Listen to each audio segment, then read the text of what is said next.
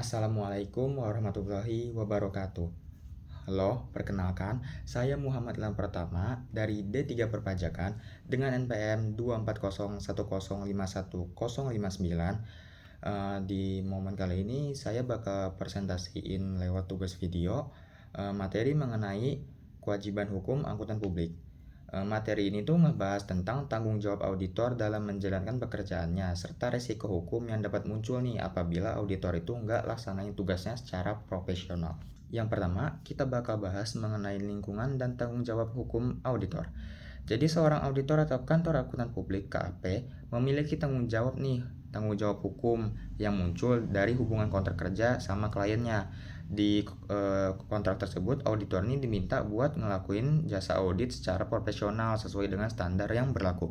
Apabila auditor ini gagal laksanain kewajibannya, misalnya nggak ngelakuin pemeriksaan dengan benar atau nggak ngejaga kepentingan klien, maka auditor ini pastinya kena tuntutan hukum. Selanjutnya, terdapat beberapa faktor utama yang dapat menimbulkan kewajiban hukum bagi akuntan publik.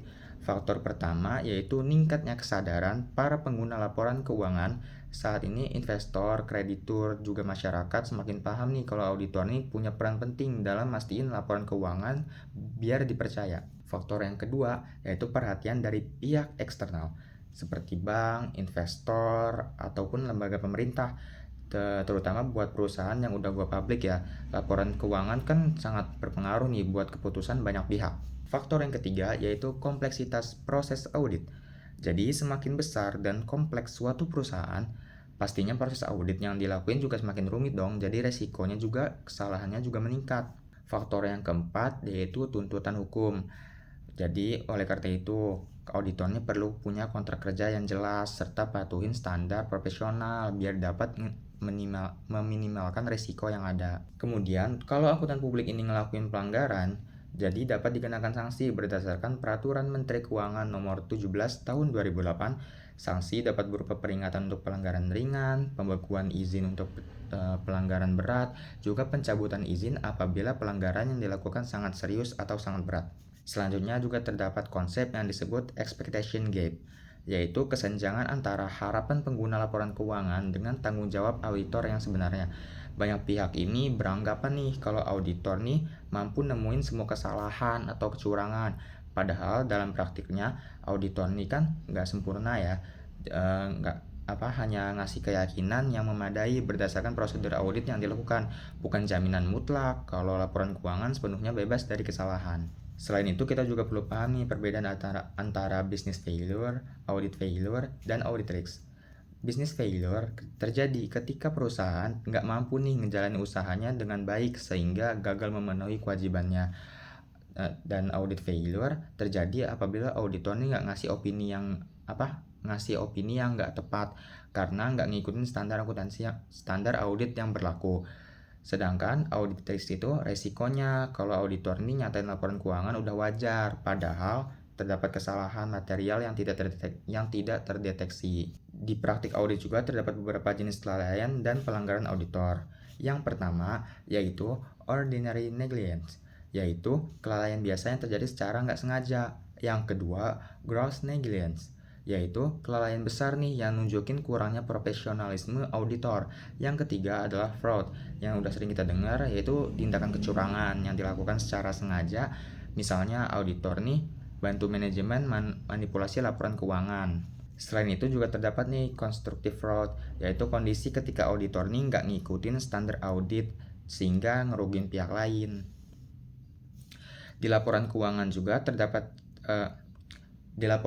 juga dapat terjadi salah saji atau misstatement yang terdiri dari dua bentuk. Yang pertama adalah error atau kelalaian, yaitu kesalahan yang terjadi secara nggak sengaja. Yang kedua adalah fraud atau irregularities, yaitu kesalahan yang dilakukan jelas secara sengaja untuk menipu pihak lain. Jadi, agar kesalahan tersebut dapat terdeteksi, auditor ini perlu kompetensi, integritas, dan kemampuan analisis yang baik. Auditor ini juga harus bersikap independen dan berpegang pada etika profesi dalam menjalankan tugasnya. Apabila auditor ini menghadapi tuntutan hukum, terdapat beberapa pembelaan nih yang dapat digunakan. Misalnya, auditor ini nyatain bahwa nggak ada kewajiban kontraktual terhadap pihak yang menuntut, atau auditor ini udah melaksanakan pekerjaannya sesuai dengan standar audit yang berlaku. Selain itu, juga harus dibuktikan bahwa kerugian yang terjadi memang secara langsung disebabkan oleh tindakan auditor. Yang terakhir, terdapat beberapa cara nih buat ngelindungin akuntan publik dari resiko hukum. Di antaranya, menerima klien yang memiliki integritas baik, pekerjaan staf yang kompeten, juga mematuhi standar audit dan etika profesi, menjaga independensi, serta memiliki sistem pengendalian mutu yang baik. Selain itu, auditor juga harus nyusun nih kertas kerja audit secara lengkap sebagai bukti apabila suatu saat terjadi tuntutan hukum. Jadi, sebagai kesimpulannya, kewajiban hukum akuntan publik sangat berkaitan dengan profesionalisme, kepatuhan terhadap standar audit, serta integritas dalam menjalankan pekerjaan. Dengan menjaga kualitas audit dan etika profesi, auditor dapat minimalisasi risiko kesalahan dan tuntutan hukum di masa depan. Selanjutnya, kita bakal lanjut ke materi selanjutnya. Oke, kita lanjut nih ke materi selanjutnya, yaitu tujuan dan tanggung jawab audit. Pertama, kita bahas mengenai tujuan audit laporan keuangan. Audit laporan keuangan dilakuin nih buat mastiin kalau laporan keuangan yang disusun oleh pihak manajemen ini telah disajikan secara wajar dan bebas dari salah saji yang material. Selain itu, laporan keuangan tersebut juga harus disusun sesuai dengan standar akuntansi yang berlaku di Indonesia, kayak standar akuntansi keuangan atau SAK, SAK ETA, maupun standar berbasis syariah. Hasil akhir dari proses audit ini yaitu opini atau pendapat auditor independen terhadap laporan keuangan perusahaan. Opini tersebut ini jadi dasar bagi para pengguna laporan keuangan kayak investor, kreditur, dan pihak lainnya untuk menilai kondisi keuangan perusahaan. Selanjutnya kita masuk ke tanggung jawab auditor. Auditor ini punya tanggung jawab nih untuk rencanain juga ngelaksanain proses audit biar memperoleh keyakinan yang memadai atau reasonable assurance bahwa laporan keuangan ini nggak ngandung salah saji yang material. Salah saji tersebut dapat terjadi baik karena kekeliruan maupun salah saji tersebut ini dapat terjadi karena kekeliruan ataupun karena kecurangan. Tapi perlu dipahami kalau keyakinan yang diberiin auditor ini bukan merupakan jaminan absolut ya, kayak yang udah kita bahas di materi sebelumnya. Jadi hal ini disebabkan oleh beberapa keterbatasan dalam proses audit. Pertama, auditor biasanya gunain metode pengujian sampel, jadi nggak semua transaksi diperiksa secara keseluruhan. Kedua, dalam laporan keuangan ini dapat estimasi akuntansi yang seringkali ngelibatin ketidakpastian nih mengenai kondisi di masa depan. Yang ketiga, kalau terjadi kecurangan yang dilakukan secara sistematis dan direncanakan dengan baik, maka hal tersebut jadi sangat sulit nih buat dideteksi oleh auditor. Selanjutnya, penting nih buat pahamin perbedaan antara kekeliruan dan kecurangan, kayak yang tadi udah kita bahas di materi sebelumnya tadi. Jadi kekeliruan atau error adalah kita bahas lagi ya. Jadi kekeliruan atau error ini yaitu salah saji dalam laporan keuangan yang terjadi secara tidak sengaja. Sedangkan kalau kecurangan atau fraud itu dilakukan secara sengaja. Kalau error atau kekeliruan ini biasanya disebabkan oleh faktor manusia kayak kurang teliti, kecapean, atau kurangnya pemahaman terhadap prosedur akuntansi, kurangnya pengetahuannya. Sedangkan kalau kayak fraud ini, contohnya ini manipulasi laporan keuangan kayak yang udah sering kita dengar, atau buat perolehan keuntungan pribadi lah buat dia. Jadi, buat dapat mengidentifikasi apakah suatu kesalahan merupakan kekeliruan atau kecurangan, seorang auditor ini harus punya sikap skeptisme profesional. Apa itu skeptisme profesional? Ya ini auditornya harus selalu bersikap kritis. Jadi, apa itu skeptisme profesional? Jadi, auditor ini harus selalu bersikap kritis, juga nggak langsung menerima informasi atau bukti yang diberikan oleh perusahaan nih.